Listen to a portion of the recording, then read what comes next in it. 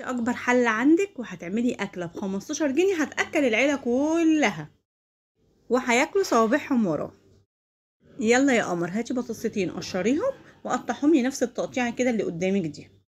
الاكله دي بقى عشان تزيد حلاوه وتزيد طعامه ممكن بقى تمسكي البطاطس ديت وتمسكي شويه زيت وتحمريهم تحميره، يعني تديها تصفيره كده. مش هنحمروها للاخر زي البطاطس اللي بناكلوها ايه المقليه، هنديها تصفيره كده ايه في الزيت. ماشي زي ما قلت لكم مش هنحمروها زي البطاطس المقليه، احنا بس هنخلوها بس ايه تاخد اللون الاصفر الفاتح ده.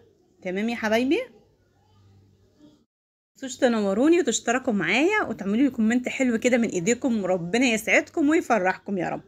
تعالي بقى هاتي بصلايه ومسكيها بقى قطعيها بقى قطع صغيره قطع كبيره زي ما تحبي، امسكيها بقى كده قطعيها وامسكيها ايه صفريها كده خليها تخش في اللون الايه في اللون الذهبي. ماشي. بسمنه بقى بزيت المتاح عندك. ماشي. ممكن برضو تحطي برضو ايه معلقه زيت كده عشان تفرفر لك الرز. انا بقى ايه هنزل اشتري نص كيلو رز، النص كيلو رز ده ايه ب 15 جنيه. هي دي تكلفه الاكله. زي ما قلت لك الحاجه عندي الطماطم عندي في التلاجة وكانت عندي بطاطستين على جنب مسكتهم قشرتهم، والبصل طبعا موجود عندنا. يعني ما اشتريتش غير نص رز ب 15 جنيه وجابت لي منه جنيه كمان. ماشي يا حبايبي. نزلت هنا بعد ما صفرتها كده نزلت بالصلصه بتاعتي، وفي كذا حته هنا ما اتصورتش كنت غاسله نص كيلو رز ونزلت بيه.